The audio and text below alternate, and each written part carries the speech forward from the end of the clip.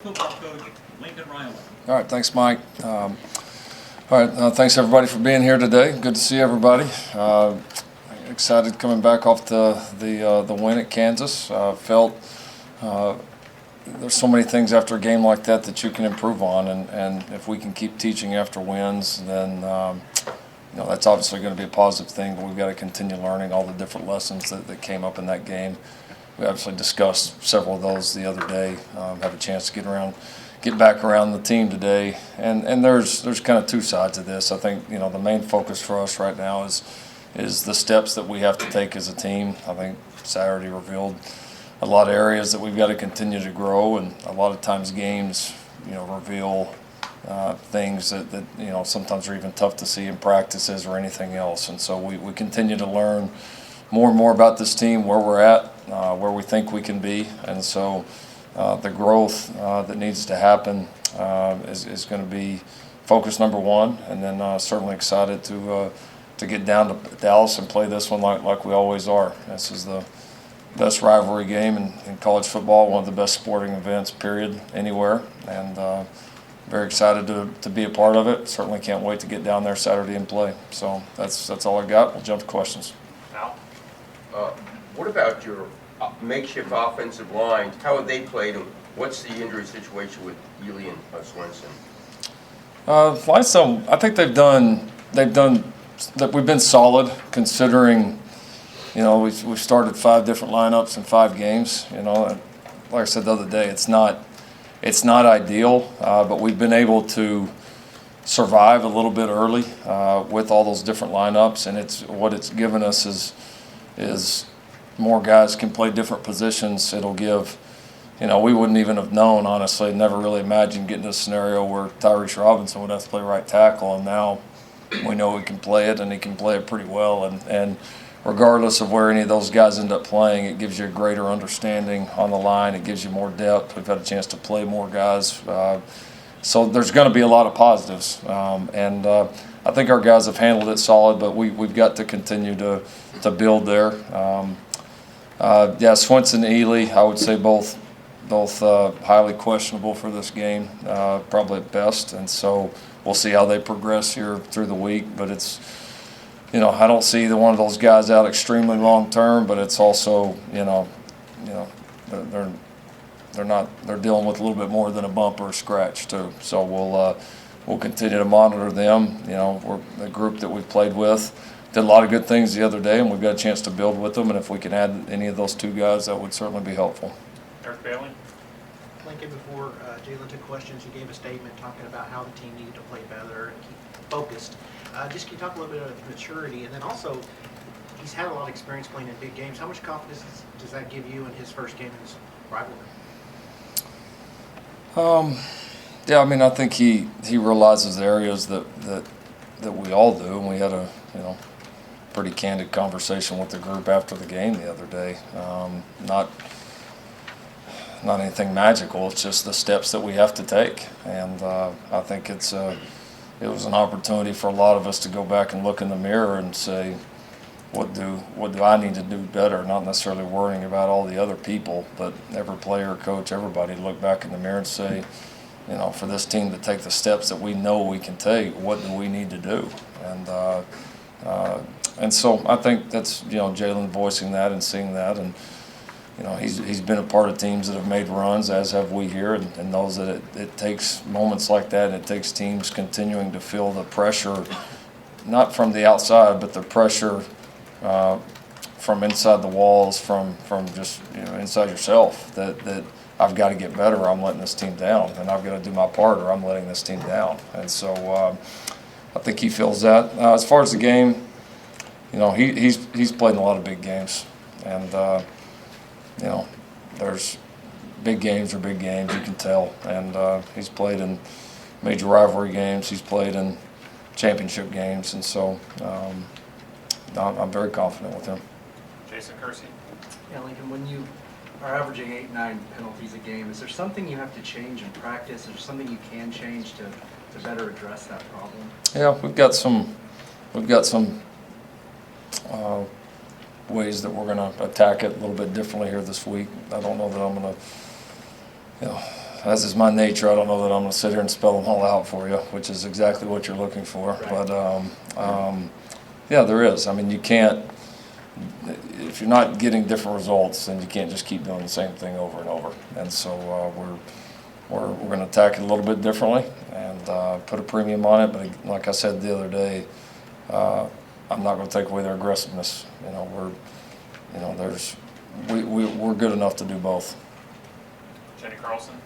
Lincoln, I know when Sam Ellinger first played for Texas, you were still coordinating the offense, maybe not as mindful of him, but Tom Herman on the teleconference a little bit ago said, games that Sam performances now would have been like otherworldly almost his first year, and now maybe are some of his worst. He's evolved as a thrower especially. What have you, even though maybe you weren't paying as close of attention when you first started for them, what have you seen out of him and just his evolution as a quarterback? Yeah, he's done a good job. He's a competitive kid. He from the outside, not having coached him from the outside, looks like he's a smart player, and I mean he's obviously benefited from a ton of game experience. I mean, and all within one system there, and so I think he's taken advantage of the opportunities that he got there at a young age, and you would guess that he's a kid that's probably worked pretty hard just by seeing the improvements that he has made. So I mean, he's a heck of a player. I've got a lot of respect for him, the way he plays the game, the way he competes, and he's certainly the catalyst of that entire team. I mean, he's certainly what makes that group go. Darren Enick. I think the play that Humphrey made a year ago in this game, where he took a pass and dragged the pile of your defenders forward about 10 yards, I think 10 to 12 yards. How difficult of a watch was that for your guys in review a year ago? Oh man, a year ago, it sure wasn't very fun. I don't know. I mean, when you lose a game, it's not very much fun to watch. Do you put that up again this year as an example of this game, guys, still gets down to pride and toughness as much as anything else? And here's an example of where. No, because there's a handful of there's a lot of plays in the second half of that game as we made a run where we're dragging them. I mean, there's going to be momentum swings in this game. There's going to be guys are going to make great plays. I mean, there's a lot of really good players on a field, a game that's extremely intense, that's important to both teams.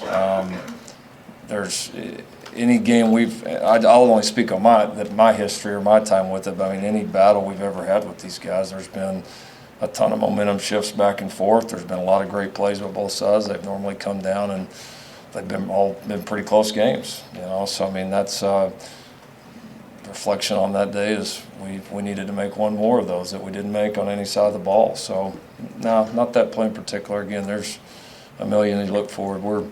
We're focused on this year's version. Obviously, a lot of things have changed for us, as have I'm sure them, and totally different set of circumstances. Just the venue's the same. That's about it. Brandon Drum. Lincoln, you got two really good running backs, and now it looks like a third. How much confidence do you have in Ramondre playing in big moments right now, since what you've seen in, I guess, the first 5 games? Oh, he's doing great.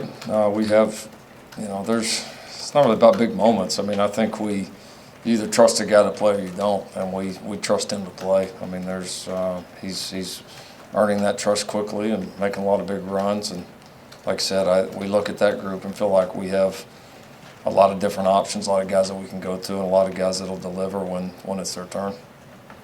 Tyler Palmasier.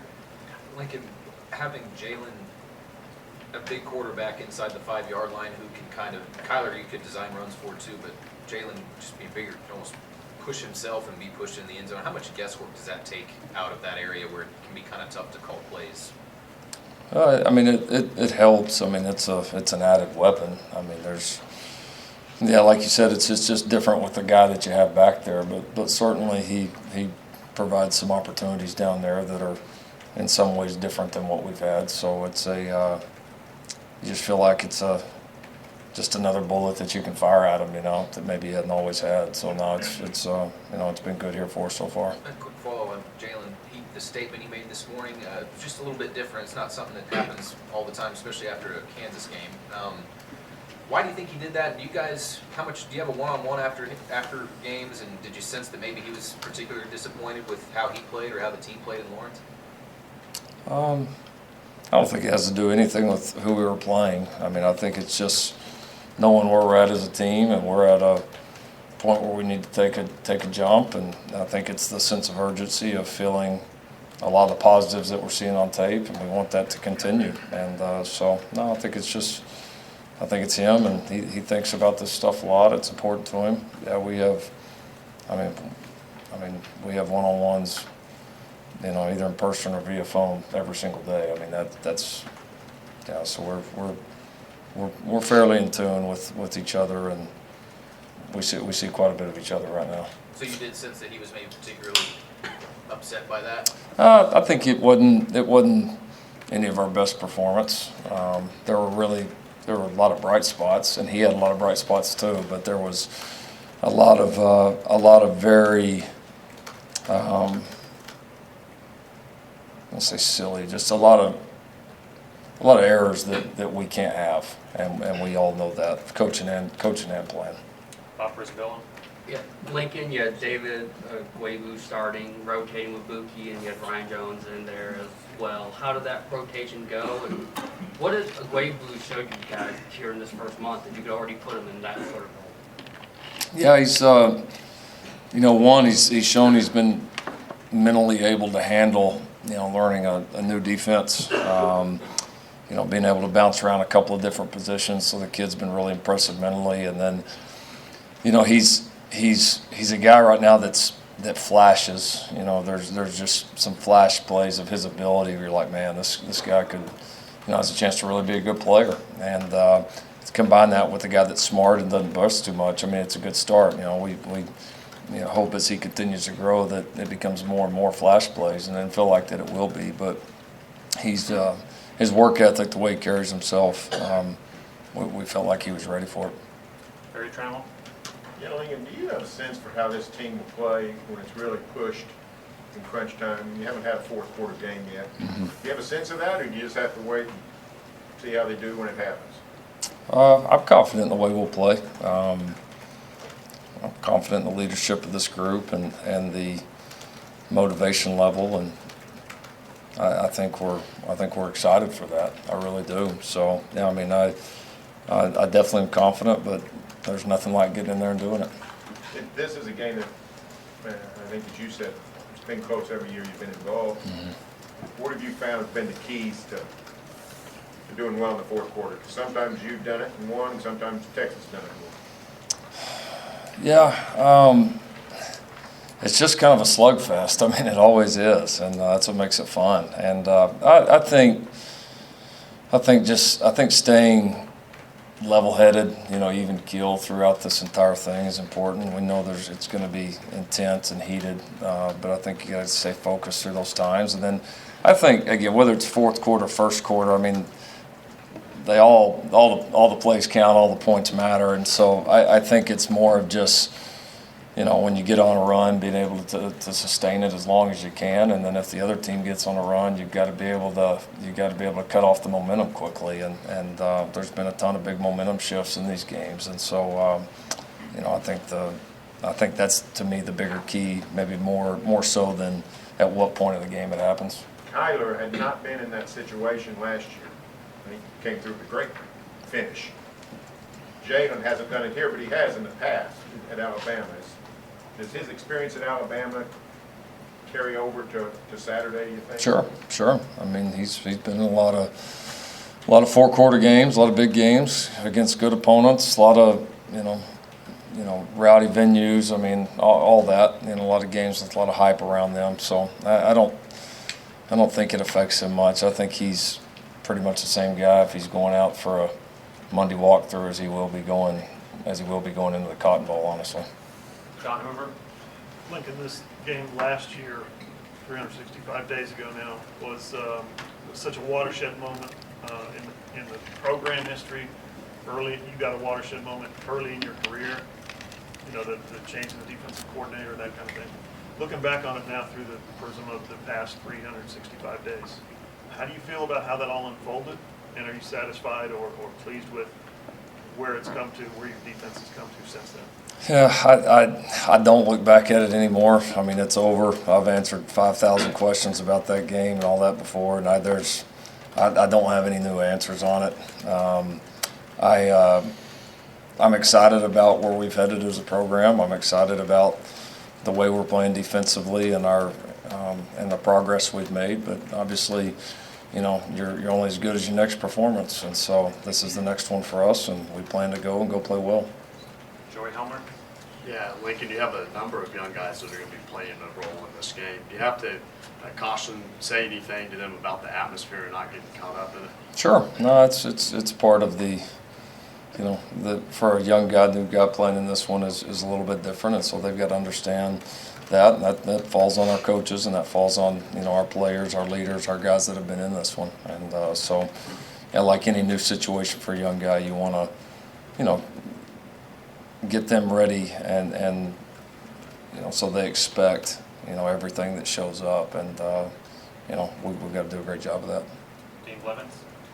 Coach, a little more on the matchup with Texas having played a little tougher schedule. You know, they've had the LSU game and a close one with OSU. Yours has been a little different.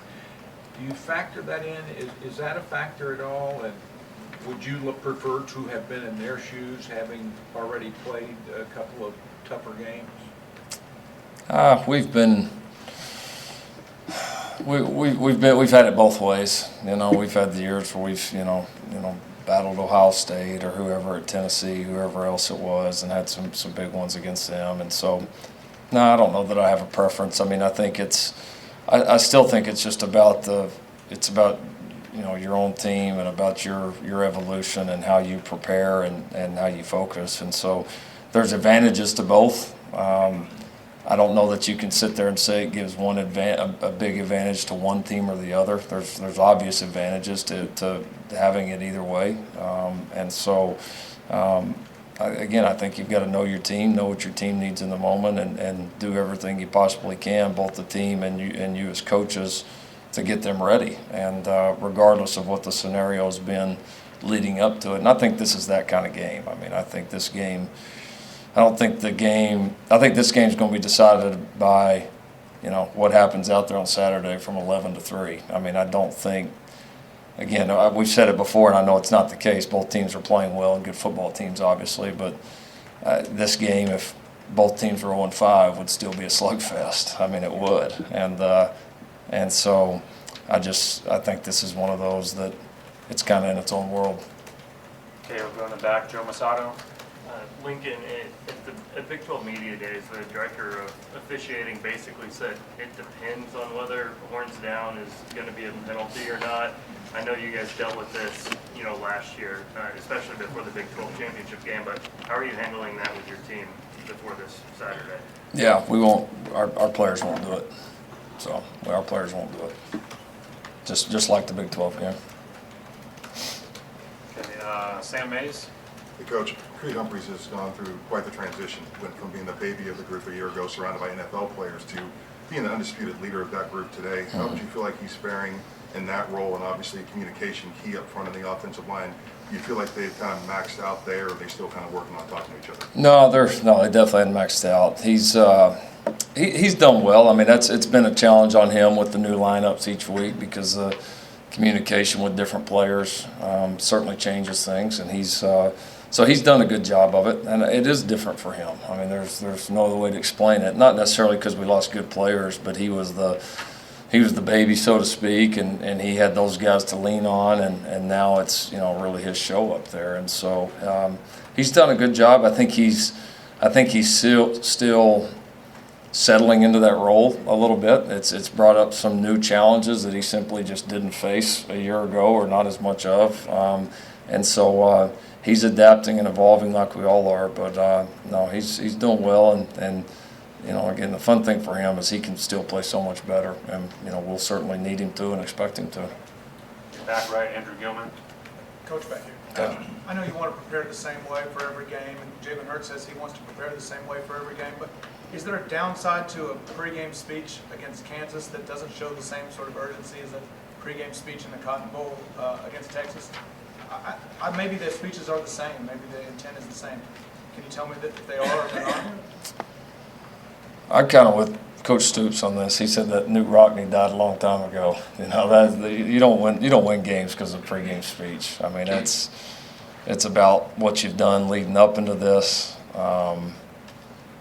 It's not like the movies, you know. I mean, it's not. Right? Oh, of course, you tell them something, but the message is something that's been, you know, that you've worked on throughout the week, and the mentality is something you've built up throughout the week. There's not a magic switch that you flip that, you know, you have a player that's not ready to play and all of a sudden you know, these unbelievable words, flip the switch. It just doesn't happen like that. So I think you're constantly talking to them throughout the game, throughout the day, but I mean throughout the entire week. So I think you just continue to build on that message, and again, it's at that point, it's either going to happen or it's not. So you got to prepare during the week, and then you know, then they can put the pregame speech on TV and everybody can talk about that was the greatest thing ever, that was the dumbest thing he's ever said. So it's all going to depend on what you do during the week and how you play during the game.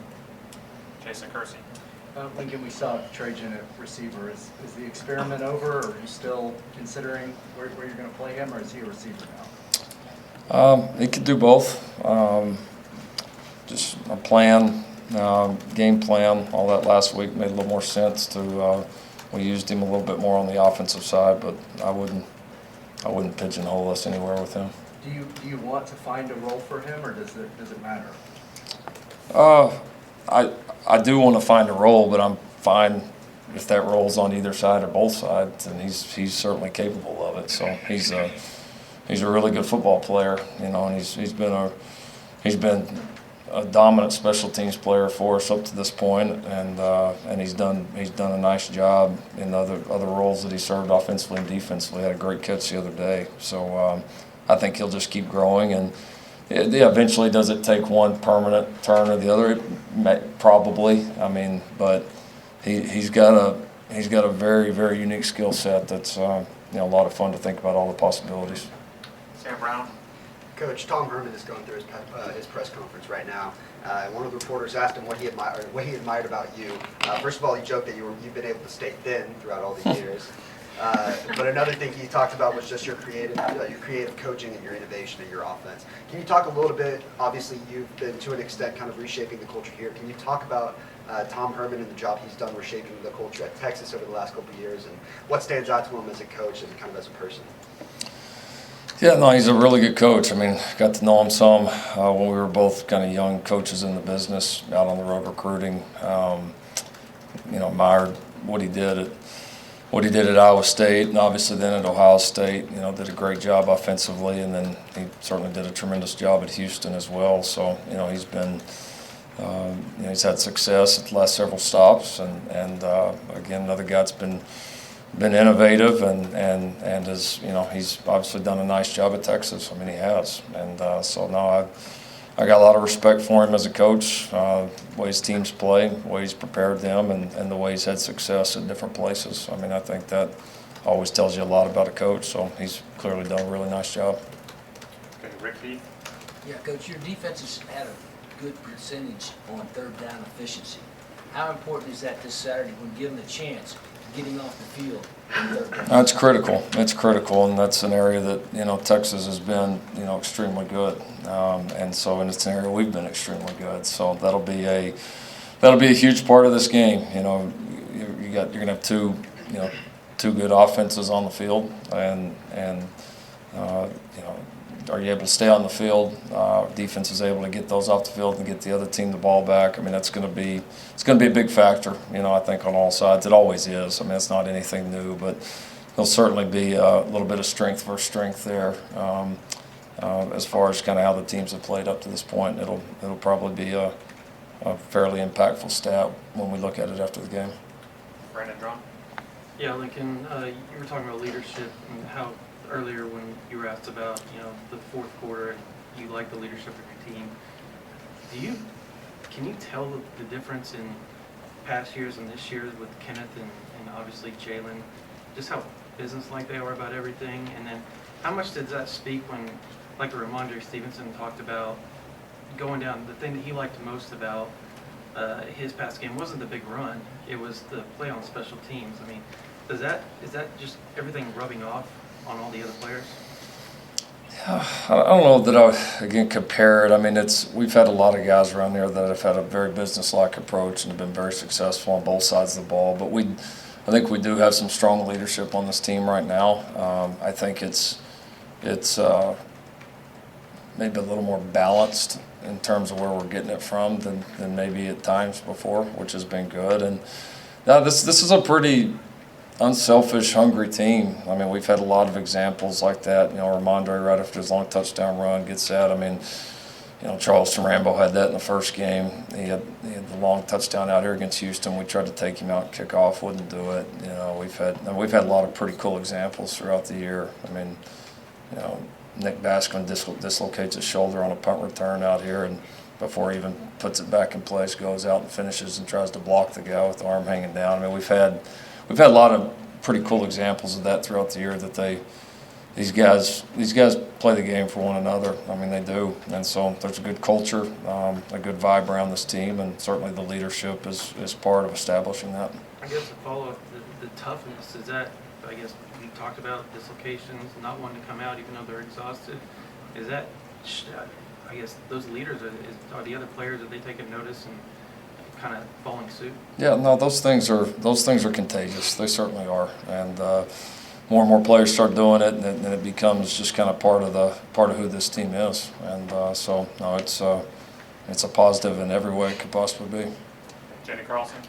Lincoln, I assume if you put film on of Kenneth Murray a year ago, you'd see a good football player. Mm-hmm. But now he's a guy that affects so much for your defense. Mm-hmm. I'm sure some people would say scheme change has been part of that, but how do you sort of put that into context of how he's changed so dramatically in you know this amount of time?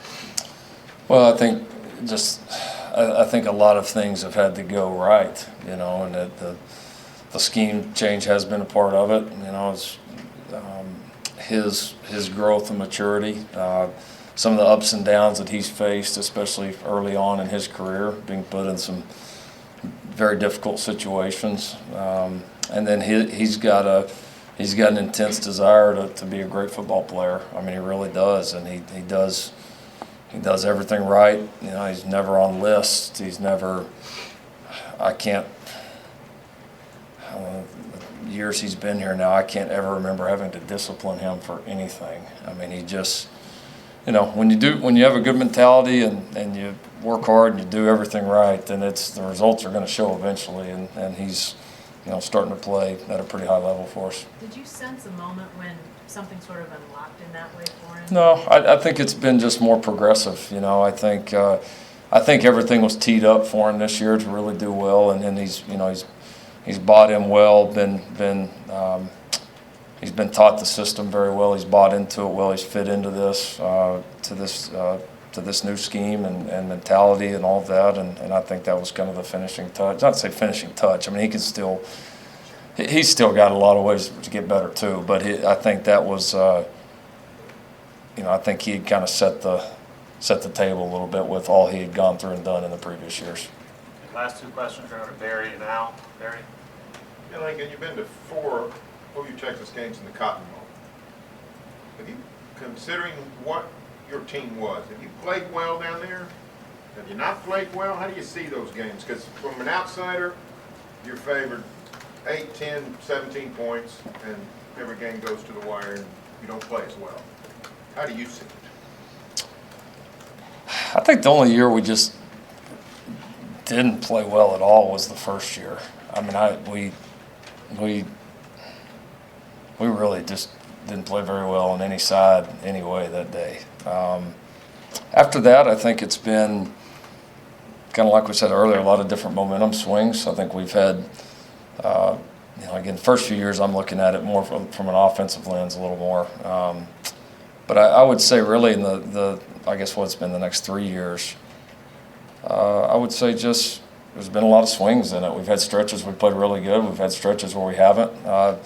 Last year was probably one of the biggest stretches that we've had where we just did not play well at all, but we're able to come back. And so, yeah, I mean, we definitely we want to play better. I mean, there's no doubt about it, and expect to. And so, but you also got to understand with this game that there are going to be the swings and the momentum shifts because that's just what this game is. And so we got to be able to handle those as they come. Lincoln, different subject. They announced your West Virginia game for 11 a.m. That's 4 straight, really unheard of. Does it affect recruiting, and what's playing 4 straight 11 o'clock games? Yeah, I mean, it's, it is what it is. I mean, we're obviously totally 1,000% locked in on this one this week. So, is it ideal? No, but that's when they told us we'll play, and we'll figure out the recruiting end of it. We'll make it work, and like I've said before, it doesn't matter if it's 6 a.m. in the parking lot. They just tell us when and where, and we'll show up ready to play.